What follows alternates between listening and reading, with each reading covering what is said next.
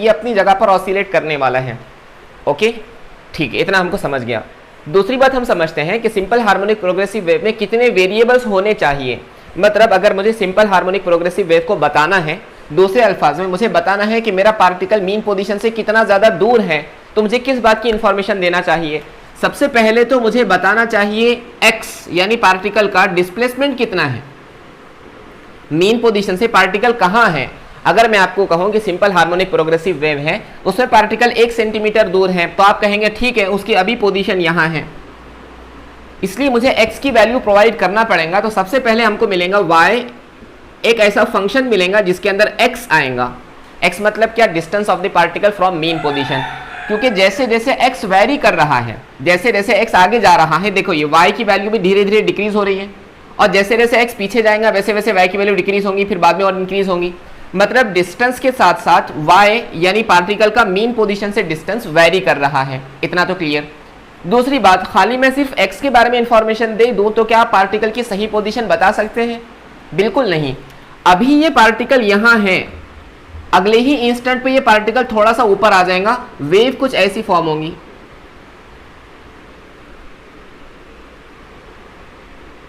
Wave कुछ ऐसी form होगी। यहां वाला पार्टिकल मीन पोजीशन से और नीचे चला गया, यहां वाला पार्टिकल थोड़ा ऊपर आया, अगले ही इंस्टेंट पे वेव कुछ ऐसी फॉर्म होने वाली है। मतलब यहां के पार्टिकल की भी पोजीशन कभी यहां, कभी उसके नीचे, कभी उसके ऊपर, इस तरह के वेरिएशंस वहां पर आ रहे हैं। अगर ये वेरिएशंस हो रहे हैं टाइम के साथ, तो हम डिस्टेंस को बताकर पूरी तरीके से हम हमारी वेव को फॉर्म नहीं कर सकते, जब तक कि मैं आपको टाइम की भी इंफॉर्मेशन न दे दूं कि ठीक है यहाँ का पार्टिकल कहाँ है ये बताओ, और इस टाइम पर बताओ, 1 सेकेंड बाद, 2 सेकेंड बाद, 3 सेकेंड बाद। तो ये हमारा फंक्शन मिलता है equation of simple harmonic progressive wave का। कोई ऐसा फंक्शन हमको यहाँ मिलेगा जिसके अंदर x और t वाला टर्म इंक्लूड होगा। दूसरे अल्फाज में मैं ये कहना चाह रहा हूँ कि हमारी सिंपल हार्मोनिक प्रोग्रेसिव वेव दो तरह से पीरियोडिक है। Simple harmonic progressive wave double periodic है। एक तो periodic with respect to distance, मतलब ये है कि अभी ऐसी वेव फॉर्म हुई एक पर्टिकुलर डिस्टेंस के बाद, जिसको हम कहते हैं लैम्बडा वेवलेंथ, इस डिस्टेंस के बाद ये अपने आप को रिपीट करने वाली है। पीरियोडिक किसे कहते हैं? रिपीट करने वाली चीज को। ये इतने डिस्टेंस के बाद अपने आप को रिपीट कर रही है, तो हम कहेंगे कि हमारी simple harmonic progressive wave periodic with respect to distance है। दूसरा, ये periodic with respect to time भी है। एक पर्टिकुलर टाइम इंस्टेंट में इतनी वेव फॉर्म हुई, जिसको हम कहते हैं time period. Same time instant के बाद ये अपने आप को रिपीट करने वाली है, बराबर ना? इस तरह हमारी simple harmonic progressive wave double periodic हुई। उसके अंदर periodicity with respect to distance भी है और periodicity with respect to time भी है। तो चलिए हम उसकी इक्वेशन फॉर्म करने की कोशिश करते हैं। हमको क्या पता है? हमको पता है मीन पोजीशन वाले पार्टिकल के ताल्लुक से, जब पार्टिकल ने, मतलब देखो आपको इससे पहले का कंस्ट्रक्शन याद होगा, जो मैंने आपको ट्रांसवर्स वेव का कंस्ट्रक्शन बताया था, उसमें मैंने बताया था कि यहाँ वाला पार्टिकल, ये हमारी रस्सी है हाथ में, मैंने उस पहले पार्टिकल को ऑसिलेशन देना शुरू किया, मतलब एनर्जी दी है उसको, उसकी एनर्जी बाजू वाले को ट्रांसफर हुई और बाजू वाले को ट्रांसफर हुई। अब ये एनर्जी आगे आगे आगे आगे ट्रांसफर हो रही है और पूरा वेव का स्ट्रक्चर फॉर्म हो रहा है।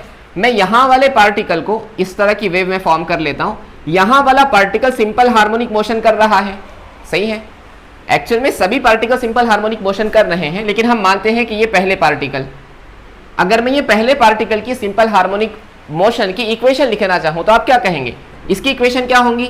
y equals to a sine of omega t plus और माइनस फाइ।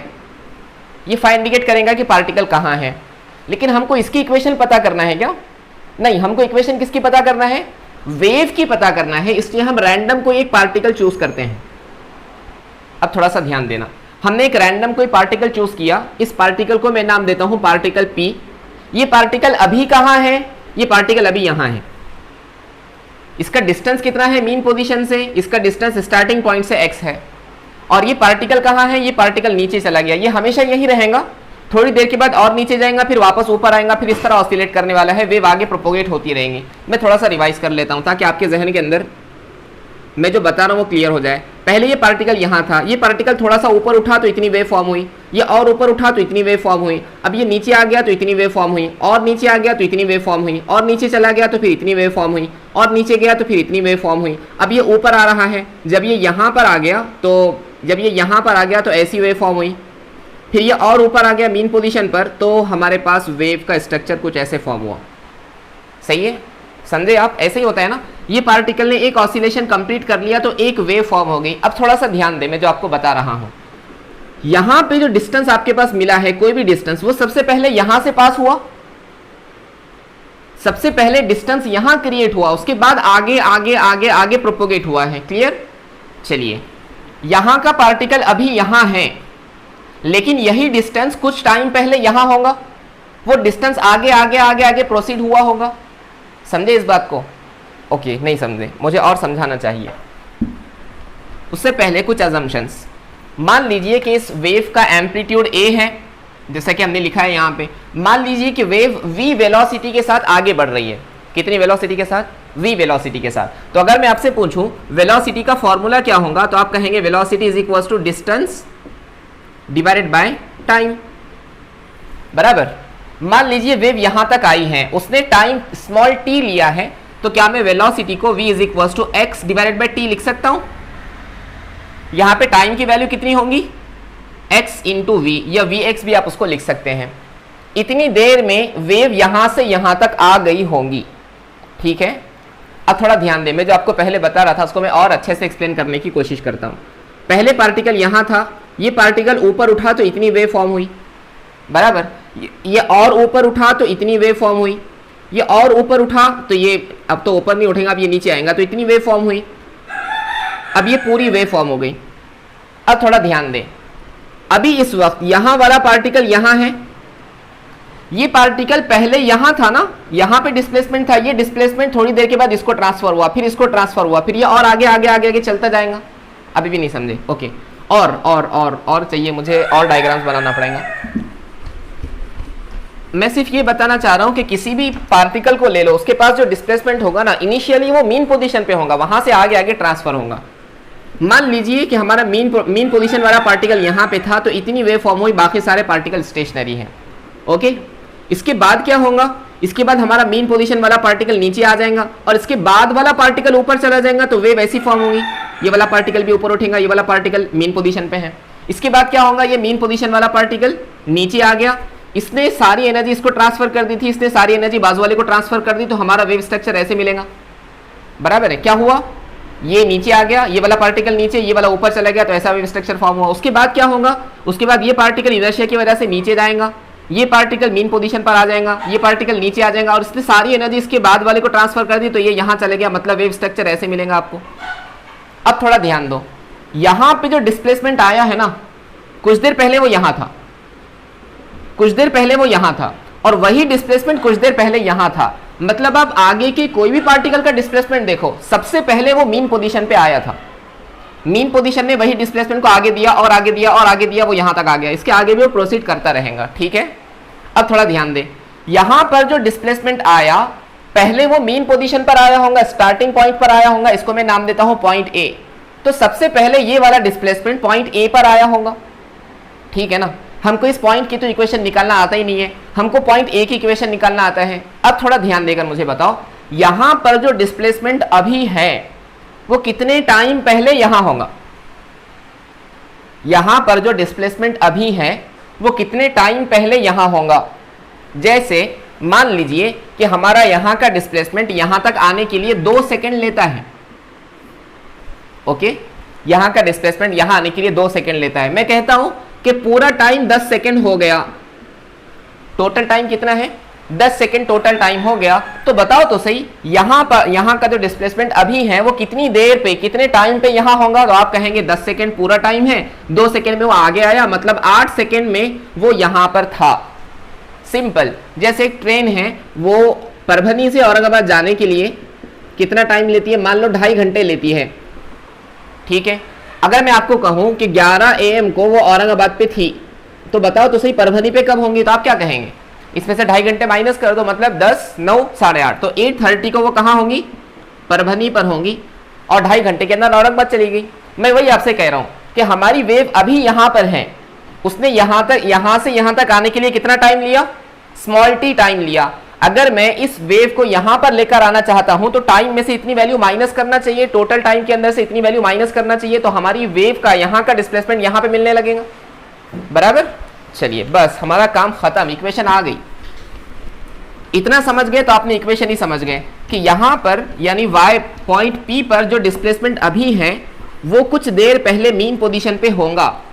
अगर वो मीन पोजीशन पे है तो मीन पोजीशन की इक्वेशन हमको पता है, क्या है equation, y equals to a sine of omega t plus phi, मतलब इक्वेशन मिल जाएंगी, इक्वेशन ऑफ पॉइंट P हमको मिल जाएंगी y equals to a sine of omega. तो जैसा का वैसा, टाइम कितना हुआ, यहां का टाइम कितना हुआ, ये डिस्प्लेसमेंट यहां कब था, टोटल टाइम के अंदर से इतने वाला टाइम माइनस कर दो, बराबर ना। टाइम क्या मिलेगा, ये गलत हो गया, टाइम क्या मिलेगा, x बाई वी मिलेगा, ये x यहीं रहा, टाइम यहां गया वेलोसिटी डिवाइड में, तो टाइम की जगह क्या लिखूं मैं, x बाई वी लिख सकता हूं क्या, ये समझा। ये टाइम हमने चेंज किया, मतलब हम इस पार्टिकल की बात कर रहे हैं, लेकिन ये वाला डिस्प्लेसमेंट मीन पोजीशन पे होगा तो ये इक्वेशन फॉलो करेगा, तो ये वाली इक्वेशन सेम सेम हो गई ना, क्योंकि डिस्प्लेसमेंट सेम है, काम ही हो गया हमारा। चलो बस आगे बढ़ते जाओ। तो y p is equal to a sine of under the bracket omega t minus omega x by v plus phi, चलेगा, ठीक है। ये जो टर्म है ना, इसको हम एक नया नाम देते हैं, ये ओमेगा बाय वी कई मर्तबा आने वाला है, इसको हम और आगे सिंप्लीफाई करेंगे। Here let omega by v is equals to k, तो इक्वेशन क्या मिल जाएंगी, y p is equals to a sine of omega t minus k x plus of five, this is called general equation for simple harmonic progressive wave. इस equation को हम कहते हैं simple harmonic progressive wave की general equation. यहाँ omega क्या है, omega angular velocity है हमारी वेव की, टी हमारा टोटल टाइम है जो हमको निकालना है, दिया हुआ है, के यहाँ पर कहलाया जाता है वेव नंबर, और के मतलब क्या, omega divided by v, x मतलब क्या, पार्टिकल कहां पर है, मीन पोजीशन से, सॉरी स्टार्टिंग पॉइंट से कितने दूरी पर है, और फाई मतलब क्या, उसका फेज डिफरेंस कितना था, वेव कहां से शुरू हुई, इनिशियल फेज डिफरेंस भी आप उसको कह सकते हैं। This equation is called expression for simple harmonic progressive wave. समझ आया, बहुत सिंपल है। चलो ये जो के है ना, इस के को और डिस्कस करते हैं। K is equal to omega divided by v, omega को क्या मैं 2 pi divide by capital T लिख सकता हूं, लिख सकता हूं ना, ओमेगा मतलब एंगुलर वेलोसिटी, एंगुलर वेलोसिटी मतलब 2 pi divide by capital T. आगे बढ़ो, क्या मैं v को n लैम्बडा लिख सकता हूं, velocity of wave n lambda लिख सकता हूं ना, या तो lambda divide by capital T लिख सकता हूं, यहां का कैपिटल टी यहां का कैपिटल टी खत्म, मतलब k का एक और हमको फॉर्मूला मिला 2 पाई डिवाइडेड बाय लैम्बडा। आप ये दोनों के अंदर से जो भी चीज यूज करना चाहे कर सकते हैं। 2 pi divide by lambda is equal to k, यहाँ के क्या है, के को कहा जाता है वेव नंबर, के को कहा जाता है वेव नंबर, यहाँ के वेव नंबर है, के का एक फॉर्मूला है ओमेगा बाय वी, के का दूसरा फॉर्मूला है 2 पाई डिवाइडेड बाय लैम्बडा। अंडरस्टैंड। अब इसके आगे बहुत सारे इक्वेशन आएंगे, उन इक्वेशंस को हम कहते हैं इनका ही बदला हुआ फॉर्म। चलिए उनको देखने की कोशिश करते हैं। ये जो इक्वेशन है ना, ये इक्वेशन असल है, हमने पहले डिस्कस किया था कि इक्वेशन आना चाहिए y इज इक्वल्स टू कोई तो भी फंक्शन आना चाहिए x और t वाला। क्या वो फंक्शन आया, x और t दोनों के अंदर प्रेजेंट है, मतलब ये है हमारी सिंपल हार्मोनिक प्रोग्रेसिव वेव की इक्वेशन। मान लीजिए कुछ टाइम के लिए कि फेज कांस्टेंट की वैल्यू 0 है, तो इक्वेशन क्या मिल जाएंगी, y is equals to a sine of omega t minus k x. Okay, चलिए आगे बढ़ते हैं। y is equals to a sine of omega को क्या मैं 2 pi divide by capital T लिख सकता हूं इनटू स्मॉल टी। क्या मैं k को 2 पाई डिवाइड बाय लैम्बडा लिख सकता हूं इनटू स्मॉल x। तो इक्वेशन क्या मिल जाएंगी, y equals to a sine of, यहां से 2 पाई यहां से 2 पाई कॉमन निकाल देता हूं, तो अंदर क्या बचा, अंदर बचा small t by capital T minus x by lambda. ये इक्वेशन आपको याद रखना है, ये है हमारा जनरल इक्वेशन। ये इक्वेशन आपको न्यूमेरिकल्स में काम देगा, ये दोनों के अंदर कुछ भी फर्क नहीं है, सिर्फ हमने थोड़ा सा कन्वर्जन किया है और कुछ भी नहीं। आपको अगर किसी ने पूछा कि सिंपल हार्मोनिक प्रोग्रेसिव वेव की इक्वेशन क्या होगी, तो आप कहेंगे y equals to a sine 2 pi small t by capital T minus x by lambda. अगर आपसे किसी ने पूछा क्वेश्चन के अंदर, तो आप कैसे कंपेयर करेंगे, सिंपल हार्मोनिक प्रोग्रेसिव वेव की इक्वेशन होती है y equals to a sine 2 pi small t by capital T minus x by lambda. अब इसके बहुत सारे फॉर्म बन सकते हैं। बोर्ड के अंदर क्वेश्चन पूछता है कि derive the expression for simple harmonic progressive wave and right it's different form. Progressive wave की इक्वेशन डेराइव करो, उसका अलग अलग फॉर्म लिखो। तो ये सबसे पहला बेसिक फॉर्म है। इसके बाद हमने ये फॉर्म डेराइव किया। आप इसको और भी कर सकते हैं ओमेगा वगैरह के फॉर्म में। क्या मैं 1 बाय कैपिटल टी को स्मॉल एन लिख सकता हूं? तो y equals to a sine of 2 pi 1 by capital T, time period का इनवर्स क्या होता है? Frequency into small t minus x by lambda. क्या ये हो सकता है? हो सकता है ना? बस काम बन गया हमारा। इसको अब और आगे लेकर चलते हैं। तो y is equals to a sine of 2 pi n t minus, ये एक फॉर्म, ये दूसरा फॉर्म, x जैसा का तैसा। लैम्बडा को वेलोसिटी के फॉर्म में क्या लिखेंगे? हमको पता है वेलोसिटी ऑफ वेव का फॉर्मूला क्या? v equals to n lambda. तो लैम्बडा क्या होगा? Lambda equals to v by n. तो लैम्बडा की जगह पर क्या मैं v बाय एन लिख सकता हूं? अरे लिख सकता हूं ना। यहां का n कॉमन निकाल के बाहर ला लो। तो y equals to a sine of 2 pi n under the bracket of t minus x by v। ये एक फॉर्म, ये दूसरा फॉर्म, हमको अलग अलग फॉर्म मिल रहे हैं। ये है हमारा फर्स्ट, ये है हमारा सेकंड और ये है हमारा थर्ड। बहुत मिल सकते हैं, जैसे रिक्वायरमेंट है आप नंबर ऑफ फॉर्मूलेस बना सकते हैं इससे। 2 पाई एन को क्या लिखूं मैं? 2 पाई एन को क्या मैं ओमेगा लिख सकता हूं?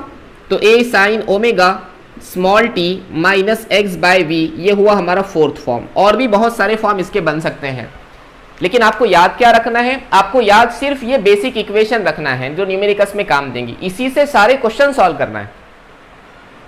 क्या है सिंपल हार्मोनिक प्रोग्रेसिव वेव की equation? y equals to a sine 2 pi small t by capital T minus x by lambda.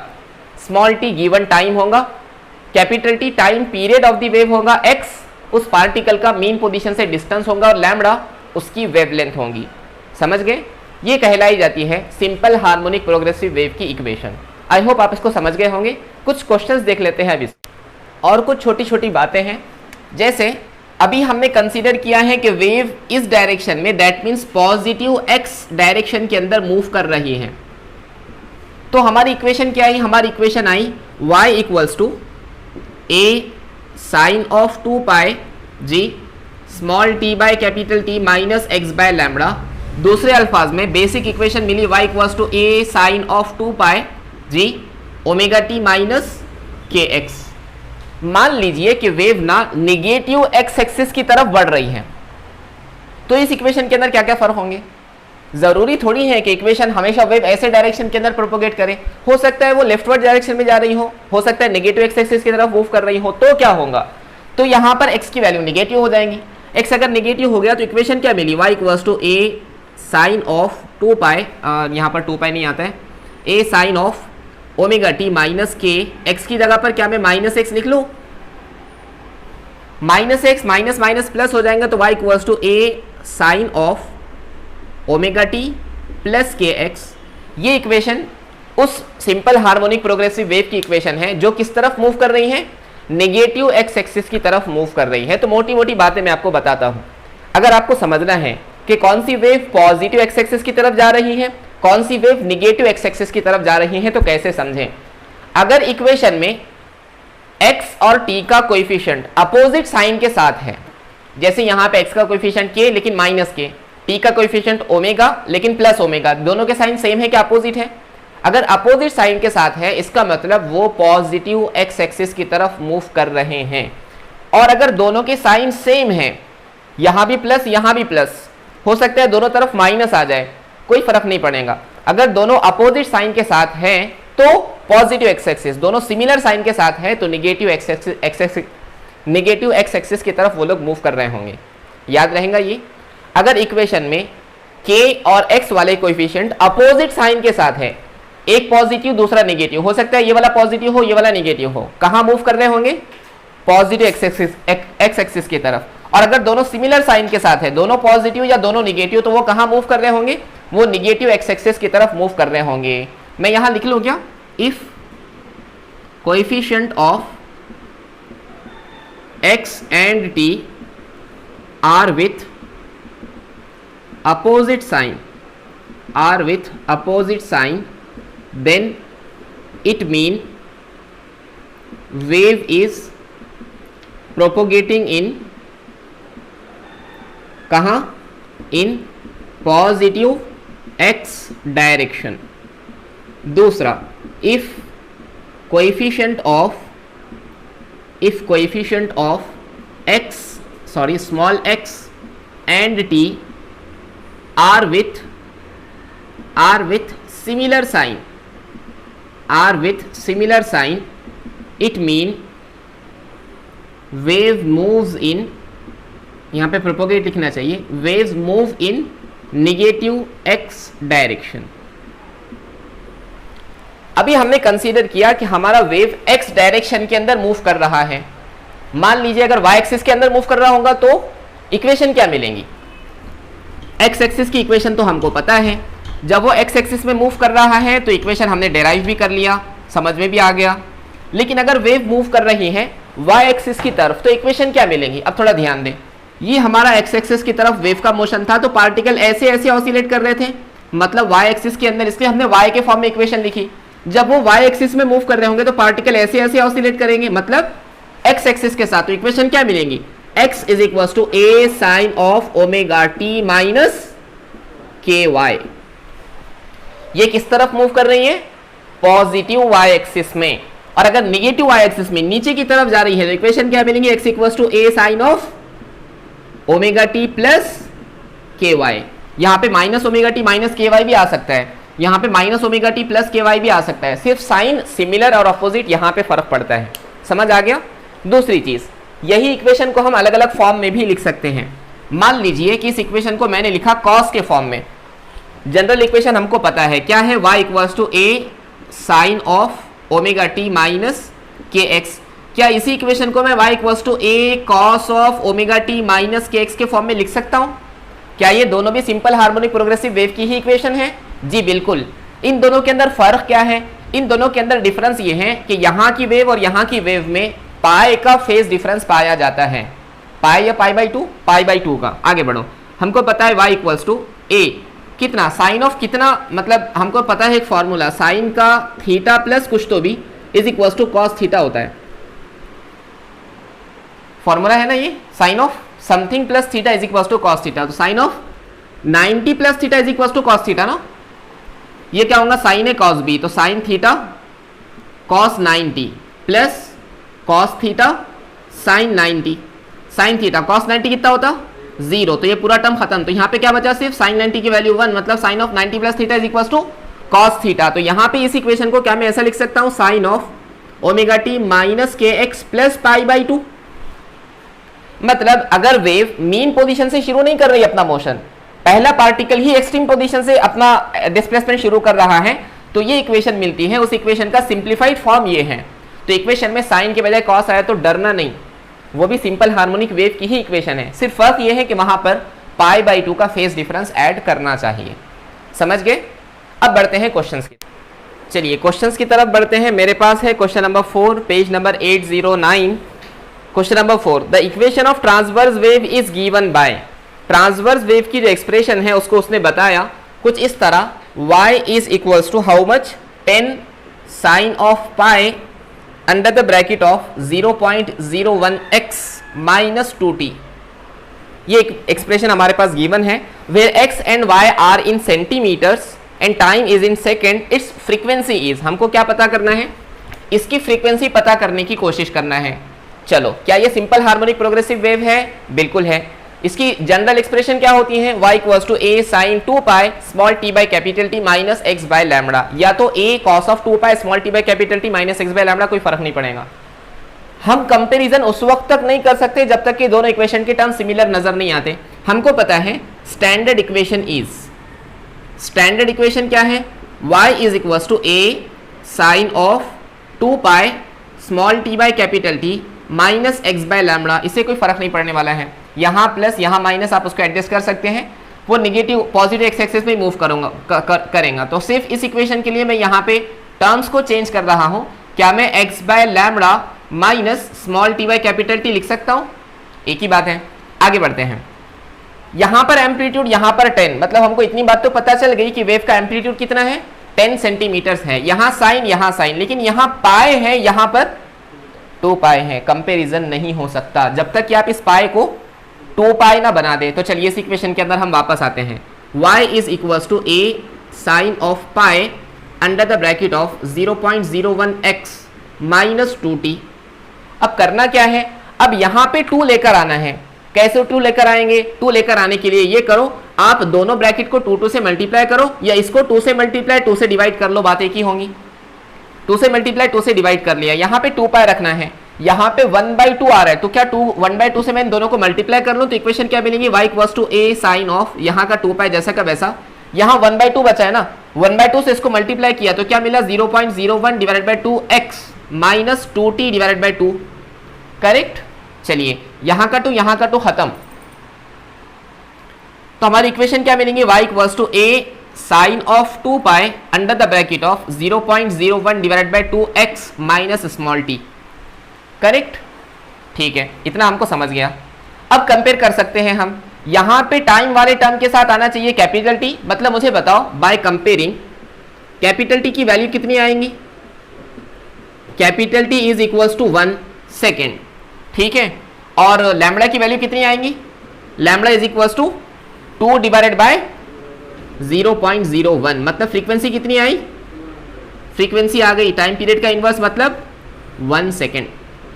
Frequency हमको पूछा था ना, लैम्बडा तो पूछा भी नहीं था, जो पूछा गया उसको पता करने की कोशिश, फ्रीक्वेंसी की वैल्यू 1 सेकेंड आ चुकी है। हम बढ़ते हैं क्वेश्चन नंबर 5 की तरफ। चलिए क्वेश्चन नंबर 5 हम लोग देखते हैं। क्वेश्चन नंबर 5 क्या है, क्वेश्चन जरा देखो। A wave travelling along x axis, wave किस तरफ ट्रेवल कर रही है, वेव ट्रेवल कर रही है एक्स एक्सिस के साथ, is describe by the equation. उसने इक्वेशन दिया है, इक्वेशन कुछ इस तरह से है जैसे आप देख रहे हैं क्वेश्चन में, y equals to 0.005 cos of a x minus b, ये अल्फा एक्स है शायद, alpha x minus beta t, ये एक्सप्रेशन हमको गिवन है। If the wavelength and time period of the wave are, उसने क्या बताया, वेवलेंथ कितनी है, वेवलेंथ की वैल्यू है 0.08 मीटर और टाइम पीरियड की वैल्यू है 2.0 सेकेंड्स, ये है वेवलेंथ और time period. Then alpha and beta are approximately, तो अल्फा और बीटा की वैल्यू कितनी होंगी उसने पूछा। चलिए हम जनरल इक्वेशन लिखते हैं, बहुत आसान क्वेश्चन है। General equation will be, general equation क्या होती है, y equals to a cos of 2 pi small t by capital T minus x by lambda, यही होती है ना जनरल इक्वेशन। यहाँ पे थोड़ा सा गौर करो, एम्पलीट्यूड एम्पलीट्यूड है, cos cos है, यहाँ 2 पाई होना चाहिए, यहाँ पे 2 पाई है ही नहीं, मतलब आपको यहाँ 2 पाई लेकर आना पड़ेगा। चलिए ये इक्वेशन हम लिखते हैं, तो y is equals to a cos of under the bracket a, sorry यहाँ पर अल्फा है, so alpha x minus beta t, सही है। अब 2 पाई लाने के लिए हमने क्या किया, यहाँ 2 पाई से मल्टीप्लाई 2 पाई से डिवाइड कर दिए। अब क्या होगा, ये 2 पाई को ऐसे ही रखो, ये 1/2 पाई को अंदर लेकर चले जाओ, तो क्या मिलेगा, y equals to a cos of 2 pi, यही बचा, ये 2 पाई अंदर गया, मतलब अल्फा एक्स अपॉन 2 पाई, ये इसके साथ भी मल्टीप्लाई में होगा, मतलब बीटा टी अपॉन 2 पाई।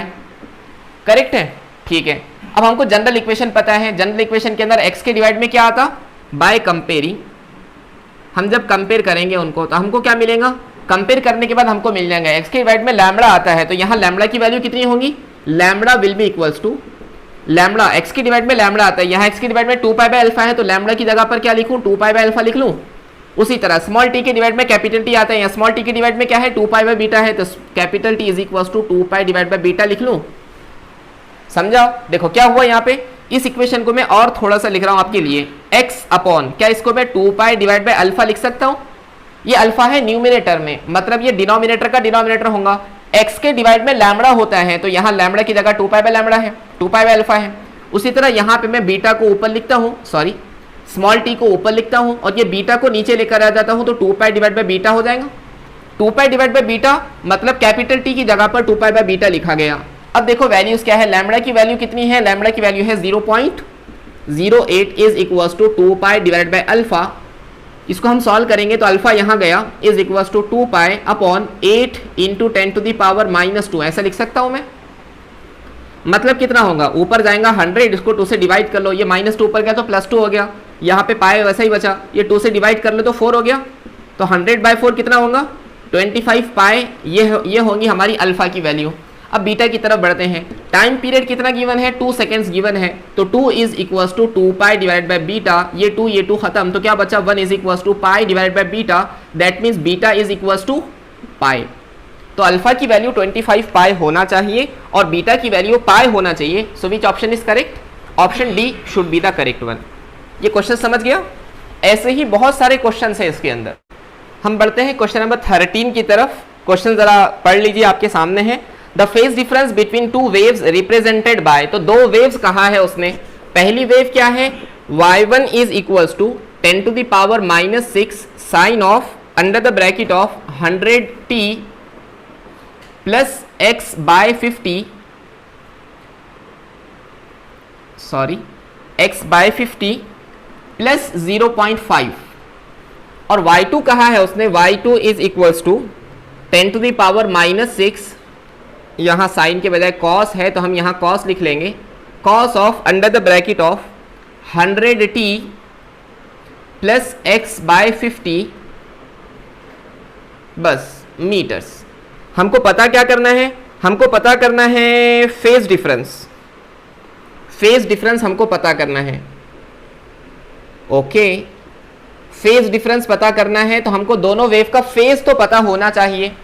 कंपेयर करते हैं। जनरल इक्वेशन ऑफ वेव हमको पता है। जनरल इक्वेशन ऑफ वेव क्या है? y equals to a sine of omega t minus k x plus phi, बराबर ना। वो 2 पाई capital T by small t वो भी लिख सकते हैं, लेकिन हम ये इक्वेशन यहाँ यूज करेंगे ताकि हमको कन्वर्जन की जरूरत न पड़े। वो जो फॉर्मूला है y equals to a sine 2 pi small t by capital T minus x by lambda, ये दोनों भी एक ही चीज है ना, अलग अलग नहीं है, सिर्फ कन्वर्जन है वहां पर। यहाँ पे कंपेयर करो, यहाँ a, यहाँ पर 10 to the power -6 सही है, यहाँ साइन, यहाँ ओमेगा टी, यहाँ ओमेगा टी, यहाँ के एक्स, यहाँ के एक्स, सिर्फ यहाँ पर पॉजिटिव साइन है, मतलब ये कहाँ जा रही है? ये जा रही है नेगेटिव एक्स एक्सिस के अंदर। यहाँ फाई की जगह आ गया 0.5, तो क्या मैं फाई वन की वैल्यू लिख सकता हूँ? फाई वन कितना मिल गया? 0.5। लेकिन दूसरी इक्वेशन देखो, क्या ये दोनों इक्वेशन को हम कंपेयर कर सकते हैं? नहीं कर सकते। क्यों नहीं कर सकते? क्योंकि एक साइन के फॉर्म में, दूसरी कॉस के फॉर्म में है। कंपैरिजन नहीं हो सकता जब तक कि आप इस साइन को कॉस में कन्वर्ट नहीं कर लेते या इस कॉस को साइन में कन्वर्ट नहीं कर लेते। हम यहां पे लिख रहे हैं नाउ बाय कन्वर्टिंग, इसको नाम दे देता हूं बाय कन्वर्टिंग इक्वेशन 2। इक्वेशन 2 को कंपेयर करने के बाद क्या होगा, चलिए देखते हैं। इक्वेशन 2 क्या है हमारे पास? इक्वेशन 2 कुछ इस तरह से है, y2 is equals to 10 to the power -6 cos of 100 small t plus x by 50। इतना इक्वेशन है। We have to convert this cos function into sine function. We know that, हमको पता है। हमको क्या पता है? cos ऑफ थीटा को हम लिख सकते हैं, क्या लिख सकते हैं? साइन ऑफ 90 प्लस थीटा, बराबर ना। या इसको मैं थीटा प्लस 90 लिख लेता हूं। 90 डिग्रीज मतलब π/2 रेडियंस ना, ऐसे लिख सकता हूं। ओके, चलिए हमारी इक्वेशन 2 क्या मिल जाएंगी? इक्वेशन 2 मिल जाएंगी y2 is equals to 10 to the power -6। यहाँ cos की जगह क्या लिखो? साइन लिख लो, तो यहाँ आ गया sine under the bracket of, यहाँ है 100t, इसके अंदर कोई फर्क नहीं आएगा, ये तो पूरा एंगल है 100t प्लस x बाय 50। लेकिन साथ में क्या लिखना पड़ेगा? π/2 लिखना पड़ेगा। क्यों? क्योंकि हमने cos को कन्वर्ट किया साइन में, तो एंगल के अंदर 90 ऐड करना पड़ेगा। ये पूरा एंगल है, यहाँ का एंगल जैसा का तैसा, थीटा जैसा का वैसा होता है। यहाँ पर π/2 नहीं है तो यहाँ π/2 लिखे और इस cos को साइन में कन्वर्ट कर दिए। अब इसको जनरल इक्वेशन से कंपेयर करेंगे तो क्या मेरे पास φ2 मिल जाएगा? φ2 विल बी इक्वल्स टू π/2। अब क्या निकालना है हमको निकालना है फेज डिफरेंस। तो फेज डिफरेंस कैसे निकालेंगे? Phase difference is equals to how much? φ2 minus φ1। φ2 कितना है? π/2 माइनस φ1 कितना है? φ1 की वैल्यू 0.5, तो क्या इसको मैं 1/2 लिख सकता हूं? चलिए यहां लिख रहा हूं 1/2, तो क्या हो जाएगा? Pi minus 1 divide by 2, common denominator. Pi की वैल्यू कितनी होती है? 3.14 minus 1 divide by 2, that means 1.57 divide by 2। Sorry ये तो डिवाइड कर लिया मैंने, गलती हो गई। 3.14 माइनस 1 कितना होगा? 2.14 डिवाइडेड बाय 2, ये कितना हो जाएगा? 2 1 ज़ा 2, 2 7 ज़ा 14, तो 1.07 उन दोनों का फेज डिफरेंस होगा। So which option is correct? Radians, option B should be correct one. Okay, ये हुआ क्वेश्चन नंबर 13 का सोल्यूशन। क्वेश्चन नंबर 15 देखिए प्लीज, क्वेश्चन आपके सामने है। A transverse wave is described by the equation y equals to y not sine of 2 pi under the bracket ft minus x by lambda. इसको मैं लिख लेता हूं। इक्वेशन दिया है y is equals to y not sine of 2 pi under the bracket f t minus x by lambda. The maximum particle velocity is 4 times the wave velocity. मैं यहां लिख रहा हूं मैक्सिमम पार्टिकल वेलोसिटी कितनी कहा उसने, maximum particle velocity is 4 times of wave velocity. कब उसने पूछा है, इफ यानी कंडीशन, ये कंडीशन सेटिस्फाई होने के लिए क्या होना चाहिए उसने पूछा। चलिए ठीक है, अगर मैं आपसे पूछूं कि यहां पर सिंपल हार्मोनिक वेव है, उसका पार्टिकल क्या कर रहा है। वेव तो एनर्जी और मोमेंटम साथ में लेके चल रही है, पार्टिकल क्या कर रहा है, पार्टिकल अपनी जगह पर ऊपर नीचे मूव कर रहा है, that mean simple harmonic motion कर रहा है। अगर ये पार्टिकल सिंपल हार्मोनिक मोशन कर रहा है तो मुझे बताओ what is the formula for maximum velocity of the particle performing simple harmonic motion. अगर कोई पार्टिकल एसएचएम कर रहा है तो उसकी मैक्सिमम वेलोसिटी कितनी होती है। वेलोसिटी का फॉर्मूला क्या, v equals to omega under root a square minus x square, बराबर। यहाँ पे मैक्सिमम वेलोसिटी कहाँ होती है, मीन पोजीशन पर। x 0 हो गया तो फॉर्मूला क्या मिला, v equals to a omega, v equals to a omega. तो यहाँ एम्पलीट्यूड इंटू ओमेगा लिख लो is equals to 4 times of wave की वेलोसिटी क्या होती है जी, वेलोसिटी ऑफ वेव होती है n लैम्बडा। हमको ये कंडीशन सेटिस्फाई करने की कोशिश करना है। चलिए हम इस इक्वेशन को कंपेयर करते हैं। कंपेयरिंग अबव इक्वेशन, ऊपर वाली इक्वेशन को कंपेयर किया जाए विथ किसके साथ कंपेयर किया हमने, y is equals to a sine of 2 pi जी। जनरल इक्वेशन क्या है, small t by capital T minus x by lambda. Compare करो दोनों को, यहाँ पे एम्पलीट्यूड, तो यहाँ एम्पलीट्यूड की जगह क्या है, एम्पलीट्यूड की जगह है y नॉट, तो एम्पलीट्यूड y नॉट के बराबर हो गया। यहाँ small t by capital T, 1 by capital T को क्या मैं फ्रीक्वेंसी लिख सकता हूँ, मतलब nt लिख लो इसको। n की जगह पर क्या है, स्मॉल n, फ्रीक्वेंसी की जगह पर है स्मॉल f लिखा हुआ, और लैम्बडा की जगह पर लैम्बडा ही लिखा हुआ है। चलिए हम कंपेयर करते हैं। हमको ये चाहिए, हमको क्या चाहिए, maximum particle velocity is equals to 4 times of wave velocity. Particle velocity का फॉर्मूला क्या होता है, a omega is equals to 4 times of n lambda. Amplitude कितना है, y नॉट इंटू ओमेगा कितना है, ओमेगा तो यहाँ पर है नहीं, तो ओमेगा को क्या मैं 2 पाई इंटू एन लिख सकता हूँ, इसको अभी a ही लिखो, is equals to 4 into n into lambda. अब आप बोलेंगे ये ओमेगा किसका है, ये तो पार्टिकल का है, और आप ये लिख रहे हैं यहाँ पर n, और n मतलब फ्रीक्वेंसी। मैं यहाँ पर फ्रीक्वेंसी को इक्वल कहने वाला हूँ। हमको पता है कि जो फ्रीक्वेंसी सिंपल हार्मोनिक करने वाले पार्टिकल की होती है वही फ्रीक्वेंसी वेव की होती है। और एक मर्तबा इसको जरा समझें, जितने टाइम में एक पार्टिकल एक ऑसिलेशन कंप्लीट करता है उतने ही टाइम में एक वेव फॉर्म हो जाती है। मतलब जो टाइम पीरियड पार्टिकल के ऑसिलेशन का है वही टाइम पीरियड वेव का है। मतलब जो टाइम पीरियड, जो फ्रीक्वेंसी सिंपल हार्मोनिक मोशन करने वाले पार्टिकल की है वही फ्रीक्वेंसी वेव की है, तो दोनों की फ्रीक्वेंसी सेम, इसलिए यहाँ पर n और n को कैंसिल कर सकता हूँ मैं। उसी तरह 2 1 2 2 2 4, तो क्या बचा, a into pi is equals to 2 into lambda बचा। a कितना है, a की जगह पर y नॉट, तो y naught times of pi is equals to 2 into lambda. क्या पूछा है उसने हमको लैम्बडा का रिलेशन पूछा है, तो लैम्बडा कितना हो जाएगा, lambda will be equals to y naught pi divided by 2। ये हमारा y लैम्बडा का रिलेशन होना चाहिए। सो कौन सा ऑप्शन करेक्ट होगा, lambda is equals to pi into y naught divided by 2। Option B should be correct one.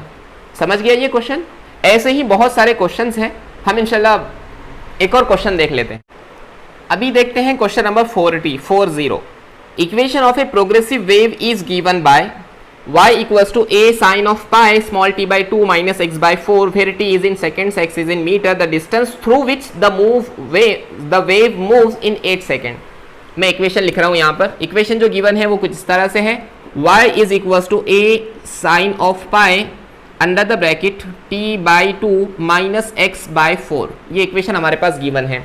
हमको क्या पूछा उसने पूछा कि डिस्टेंस कितना वेव मूव होंगी, डिस्टेंस मूव कितने टाइम में, इन 8 सेकेंड। 8 सेकेंड के अंदर वेव कितना डिस्टेंस मूव होंगी, इस बात को उसने हमसे पूछा है। ठीक है, चलिए सॉल्व करने की कोशिश करते हैं। इसको हम कंपेयर करने के जनरल इक्वेशन से। तो जनरल इक्वेशन क्या होती है, जनरल इक्वेशन होती है y equals to a sin 2 pi, यहाँ 2 होता है, तो हम क्या करेंगे इस इक्वेशन को y equals to a sin of 2 से मल्टीप्लाई, 2 से डिवाइड कर लो, अंदर क्या बचा t/2 माइनस x/4, सही है। यहाँ पे क्या किया हमने, 2 से मल्टीप्लाई 2 से डिवाइड किया, इसलिए यहाँ पे 2 पाई बन गया। ये 2 को अंदर लेकर चले जाओ तो y is equal to a sine of 2 pi under the bracket, 2 अंदर चला गया तो t/4 माइनस x/8। कंपेयर करते हैं, कंपेयरिंग विथ, किसके साथ कंपेयर करें, जनरल इक्वेशन के साथ कंपेयर करते हैं। क्या है general equation, y equals to a sine of 2 pi small t by capital T minus x/λ। तो कैपिटल T की वैल्यू कितनी आ गई, कैपिटल T की वैल्यू आई 4 सेकेंड्स और लैम्बडा की वैल्यू कितनी आई 8 मीटर्स, सही है। ये कैपिटल T की वैल्यू 4 सेकेंड्स, लैम्बडा की वैल्यू 8 मीटर्स। आगे बढ़ते हैं, तो हमको कैपिटल T मिल गया, लैम्बडा मिल गया। उसने क्या पूछा, 8 सेकेंड के अंदर कितना मूव होंगी। इस बात को जरा समझें, कैपिटल T वो टाइम है जिसमें एक वेव फॉर्म होती है और लैम्बडा वो है जो एक वेव का डिस्टेंस होता है, मतलब 4 सेकेंड में 8 मीटर गई वो। जब 4 सेकेंड का टाइम हुआ तो एक वेव फॉर्म हुई, और एक वेव फॉर्म हुई तो डिस्टर्बेंस यानी एनर्जी कितना डिस्टेंस का मूव कर रहा है 8 मीटर। 8 सेकेंड में, 4 सेकेंड में 8 मीटर, तो 8 सेकेंड में कितना मूव होगा, obviously 16 seconds. Hence 16 metre distance will cover in 8 second. समझ गया, ये सिंपल क्वेश्चन था। ऐसे टाइप के क्वेश्चन आपको प्रोग्रेसिव वेव के अंदर मिलेंगे। आई होप आपको प्रोग्रेसिव वेव के इक्वेशंस कैसे सॉल्व करना है, क्वेश्चंस कैसे पूछे जाते हैं, ये समझ में आ गया होगा। हम इंशाल्लाह हम यहाँ रुकते हैं, इसके बाद वाले लेक्चर में हम देखेंगे पाथ डिफरेंस, फेज डिफरेंस वगैरह का कंसेप्ट। तब तक के लिए फी अमानिल्लाह, थैंक यू। हाँ, एक बात और, आप इसके सारे क्वेश्चन सॉल्व कर सकते हैं। अगर आपको कोई डाउट आ रहा है तो कमेंट सेक्शन नीचे खुला ही है। इसमें कुछ क्वेश्चंस हैं जो फेज डिफरेंस, पाथ डिफरेंस के ताल्लुक से हैं, उसको मैं नेक्स्ट लेक्चर में बताऊंगा। और एक कंसेप्ट है जिसमें आप रिफ्लेक्शन के ताल्लुक से सीखेंगे, डेंसर मीडियम का, रेयर मीडियम का। वो सारे क्वेश्चंस प्रोग्रेसिव वेव के अंदर पूछे जाते हैं। उन क्वेश्चंस को छोड़कर आप बाकी सारे क्वेश्चन सॉल्व कर सकते हैं, या इसके बाद वाले लेक्चर्स आप प्लेलिस्ट के अंदर जाकर देख लो, फेज डिफरेंस वाला, रिफ्लेक्शन वाला। उसके बाद आप प्रोग्रेसिव वेव के सारे क्वेश्चन सॉल्व कर सकते हैं। लेकिन अगर फिर भी किसी क्वेश्चन में डाउट है तो बिल्कुल मैं तो आपका हेल्प करने के लिए तैयार हूँ। कमेंट सेक्शन में मुझे बताएं, मैं इंशाल्लाह हर कमेंट का रिप्लाई देने की कोशिश करूँगा। हम मिलते हैं जल्द ही। अस्सलाम वालेकुम रहमतुल्लाह।